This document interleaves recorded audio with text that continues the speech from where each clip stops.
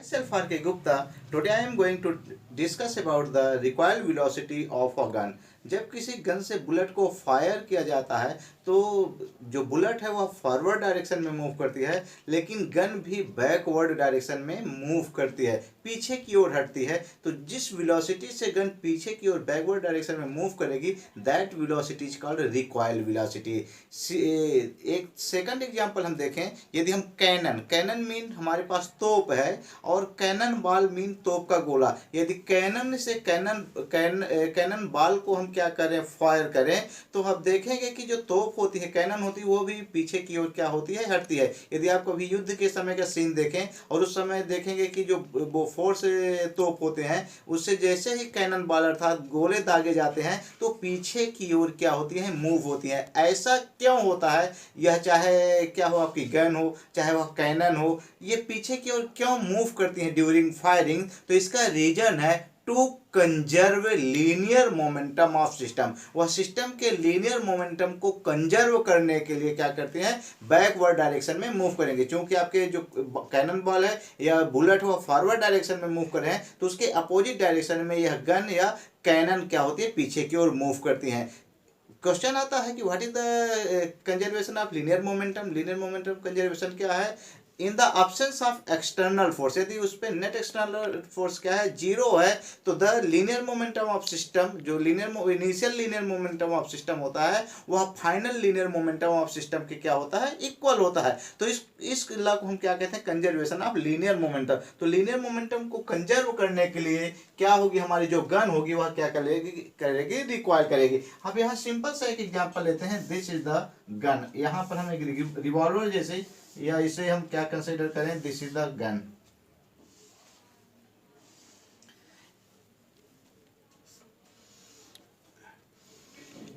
This is the trigger of gun. यहां पर these are bullets. ये गन में क्या है, these are bullets inside the gun.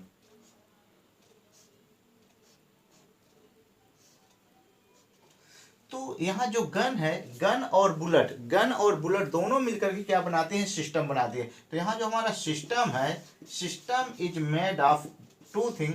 First one is the gun and second one is the bullet. ये दोनों मिलकर क्या बनाते हैं, बुलेट बनाते हैं। यदि हम इनिशियल पोजीशन, जैसे अभी आपने ट्रिगर को क्लिक नहीं किया, हिट नहीं किया, तो हमारे जो गन है और जो हमारे बुलेट है, गन एंड बुलेट दोनों क्या है, रेस्ट में है। तो बोथ आर रेस्ट। तो इसकी जो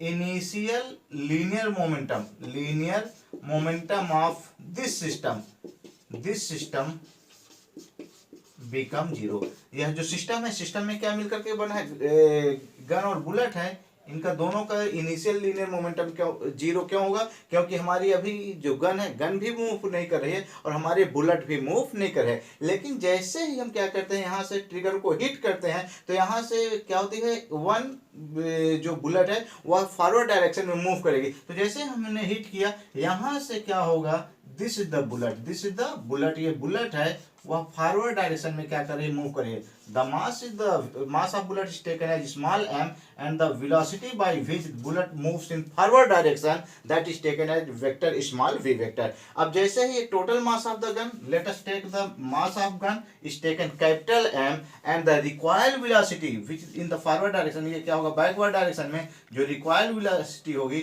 that is taken capital V. capital V is the recoil velocity of gun, जो backward direction में जिस velocity से move करेगी उसे हम क्या कहेंगे, recoil velocity कहेंगे। और here M is the velocity of small v is the velocity of bullet. तो यहां थोड़ा सा डेफिनेशन नोट कर लेंगे। Recoil velocity of gun may be defined as by which gun moves backward direction after firing the bullet after firing the bullet.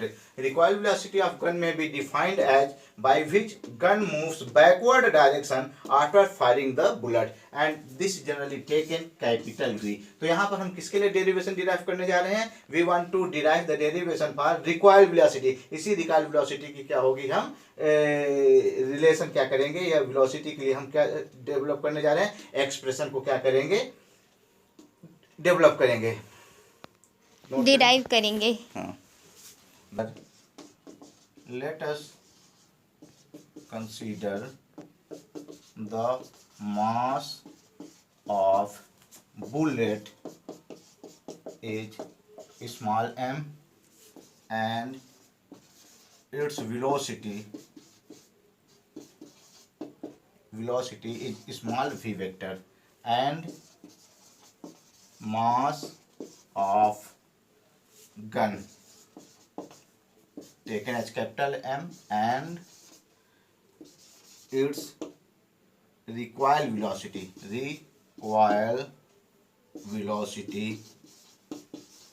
is vector v.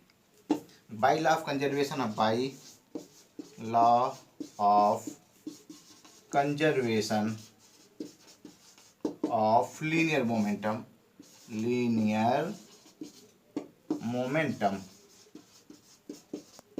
in the absence of external force, the linear velocity of gun here, the linear momentum, LM here, linear momentum of system, यहाँ जो system है वो क्या है, system क्या है, gun और bullet. The linear momentum of system before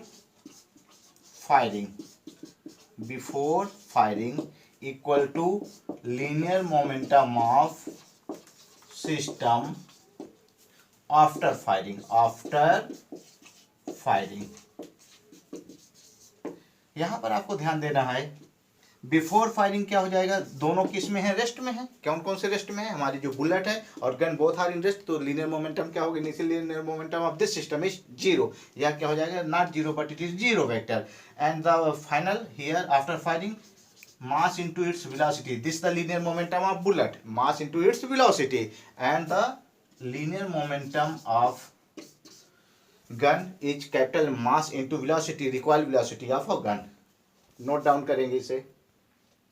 On transposing minus m capital V equal to small m small v, from here capital V can be written minus small v divided by capital M. This is the expression for recoil velocity of gun. This is the expression for recoil velocity of gun. यहाँ recoil velocity of gun में देखेंगे जो negative symbol है, यह negative symbol क्या indicate करता है कि जो डायरेक्शन ऑफ गन होगी वह opposite the direction of velocity of bullet. Bullet जिस डायरेक्शन में मूव कर रही है, बुलेट यदि फॉरवर्ड डायरेक्शन में मूव कर रही है तो गन किस डायरेक्शन में मूव करेगी, बैकवर्ड डायरेक्शन में मूव करेगी. यह निगेटिव सिंबल क्या करता है, शो करता है. मीन जो कैपिटल वी है और small V both are in the same in opposite direction, क्या होंगे, अपोजिट डायरेक्शन.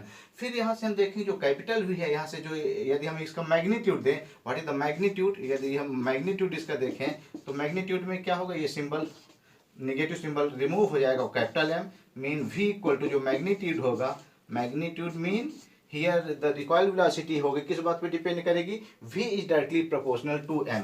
जो रिकॉइल वेलोसिटी होती है वह मास ऑफ बुलेट, जो बुलेट है, बुलेट के मास के क्या होगी, डायरेक्टली प्रोपोर्शनल होगी. बुलेट की साइज जैसे हम इंक्रीज करेंगे इसका मास क्या हो जाएगा, इंक्रीज हो जाएगा. तो मास इंक्रीज करने पर रिकॉइल वेलोसिटी भी क्या होगी, इंक्रीज होगी. यदि हमारे पास जो कैनन बॉल है छोटा है और यदि कैनन बॉल मीन जो तोप के गोले हैं बड़े हैं, तो जैसे जैसे इनकी साइज इंक्रीज होती जाएगी रिकॉइल वेलोसिटी भी क्या हो जाएगी, इंक्रीज होगी. तो किस बात पे डिपेंड करेगा recoil velocity, mass of the this one. जो v होता है that is the near about, वो कांस्टेंट होता है. फिर भी capital v is also proportional to small v. Mean जो वेलोसिटी, रिकॉइल वेलोसिटी है वह बुलेट की वेलोसिटी की डायरेक्टली प्रोपोर्शनल होती है. जैसे जैसे वेलोसिटी बुलेट की इंक्रीज होगी तो यह क्या हो जाएगा, हमारा रिकॉइल वेलोसिटी भी क्या होगा, इंक्रीज होगी. जो इंपॉर्टेंट है, v is inversely proportional to m. m क्या है यहाँ, mass of gun.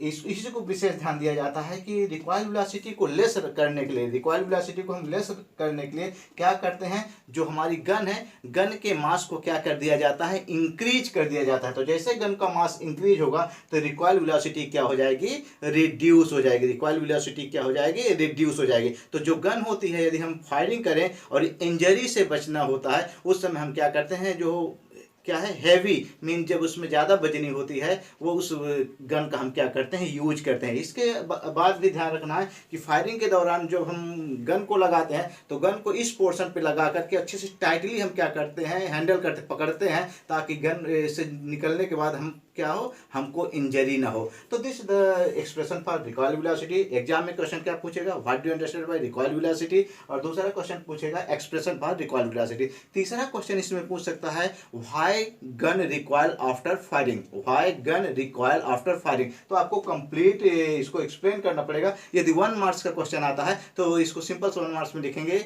To conserve the linear momentum of system. 1 marks में to conserve the linear momentum of system. यदि 3 मार्क्स क्वेश्चन आता है तो आप उसको क्या करें, कंप्लीट करें। Thank you. यदि वीडियो पसंद आई हो तो वीडियो को लाइक करिए, शेयर करिए, चैनल को सब्सक्राइब करिए और बेल आइकन बटन को दबाइए ताकि आने वाले वीडियोज के नोटिफिकेशन आप तक पहुंचती रहे। Thank you.